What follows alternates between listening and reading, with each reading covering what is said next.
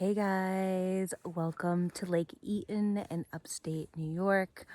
I am coming to you with some Mind Mojo, and I'm just gonna get out of the way here and let you see the lake while I do some reading to you again out of the book Braiding Sweetgrass. This month's Mind Mojo is all about thinking. Thinking about the way we live and the way we use our resources and the way we interact with the world around us. So I'm going to read you two excerpts from this book, page 154, 155, and then page 384. So if you're looking for these in the book, that's where they'll be. So enjoy the lake and my voice. Hopefully I can sit down in this log without knocking the camera over. Well, it's a wet log.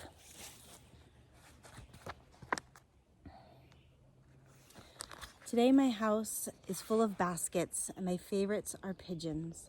In them I can hear John's voice, can hear the donk, donk, donk, and smell the swamp. They remind me of the years of a tree's life that I hold in my hands. What would it be like, I wondered, to live with that heightened sensitivity to the lives given for ours? To consider the tree and the Kleenex, the algae in the toothpaste, the oaks in the floor, the grapes in the wine. To follow back the thread of life in everything and pay it respect. Once you start, it's hard to stop, and you begin to feel yourself awash in gifts. I open the cupboard, a likely place for gifts. I think, I greet you, jar of jam. You glass who once was sand upon the beach, washed back and forth and bathed in foam and seagulls as seagulls cried. But who are formed into glass until you once again can return to the sea? And you, berries, plump in your Juneness now in my February pantry. And you, sugar, so far from your Caribbean home, thanks for making the trip. In that awareness, looking over the objects on my desk, the basket, the candle, the paper, I delight in following their origins back to the ground. I twirl a pencil, a magic wand lathed from incense cedar, between my fingers. The willow bark in the aspirin, even the metal of my lamp asks me to consider its roots in the strata of the earth. But I notice that my eyes and my thoughts pass quickly over the plastic on my desk. I hardly give the computer a second glance. I can muster no reflective moment for plastic. It is so far removed from the natural world. I wonder if that's a place where the disconnection begins, the loss of respect, where we can no longer easily see life within the object.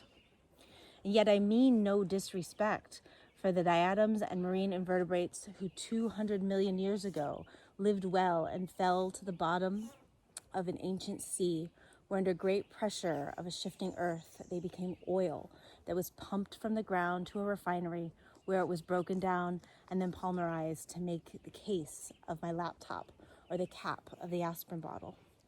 But being mindful in the vast network of hyper-industrialized goods gives me a headache. We weren't made for that sort of constant awareness. We've got work to do. But every once in a while, with a basket in hand or a peach or a pencil, there is a moment when the mind and spirit open to the connections, to all the lives and our responsibility to use them well. And just in that moment, I can hear John Pigeon say, "Slow down. It's 30 years of a tree's life you've got in your hands there. Don't you owe it a few minutes to think about what you'll do with it?"